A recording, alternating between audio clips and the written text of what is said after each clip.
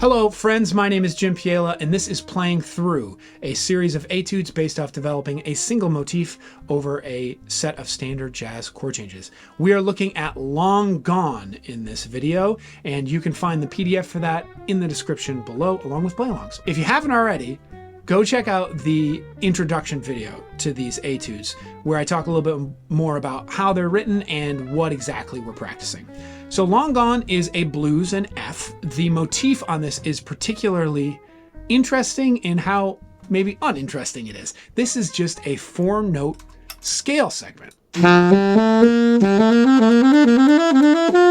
Right, 1, 2, 3, 4, 2, 3, 4, 5, 3, 4, 5, 6, 4, 5, 6, 7. Fairly straightforward motif to be developing, and that added a lot of challenge to this one. This one was actually really difficult to avoid making it sound too samey, right? I think one of the things that we can talk about with these etudes, and one of the strengths or one of the things that it might show off is, yeah, we have a lot of places that we can go using just one idea. We don't have to always be innovating and coming up with a brand new idea.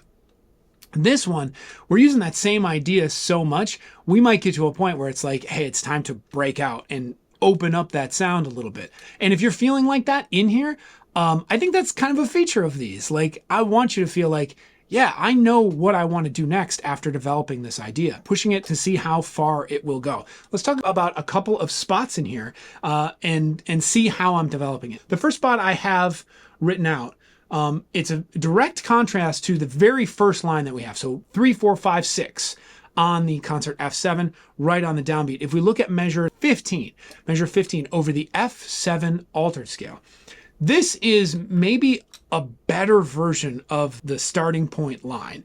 Instead of starting on a downbeat, starting on an upbeat. What this does is gets your 4-note cell to land in a place. So let me play this line in 2 different ways, and hopefully you'll hear what I mean.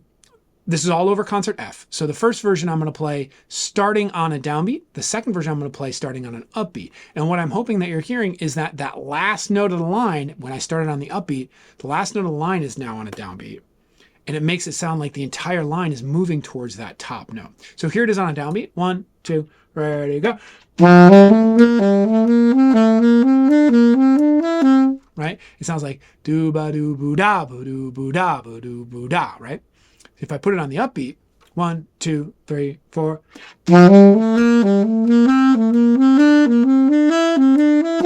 It sounds like I'm leading boo do boo da boo do boo da. It sounds like I'm leading to that downbeat. There's a whole study about this. Hal Galper's forward motion, if you want to get into that a little bit more.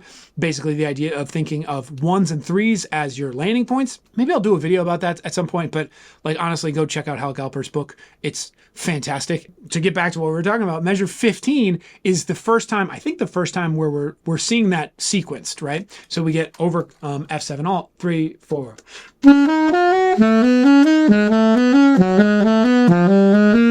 Sounds like we're really landing on that concert B flat. So the next spot I want to talk about is measures 35 to 37, where I'm taking my 4-note ascending scale segment and inverting it, right?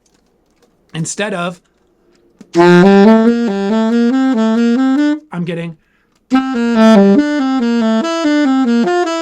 this is a great way to take a very simple concept, 1, 2, 3, 4, and get a lot of miles out of it. I'm trying to not, as much as I can, I'm trying to keep to the ascending segment, but I felt like at the end of the third chorus here of the blues, it was a really nice chance to like break out a little bit and give us a different look. So if we listen from, let me start from measure 33. So it's over the concert G minor 7 chord. 1, 2, 3.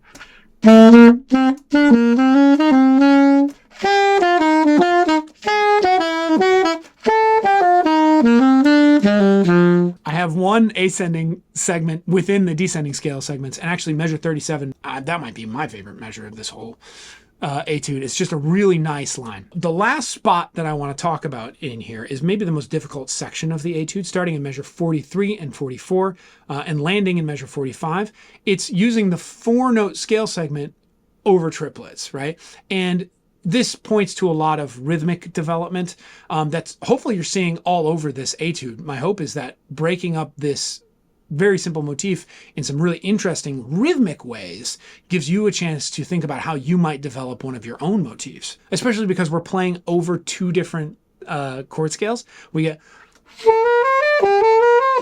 and then we go to concert D7 flat 9, the concert D7 diminished scale.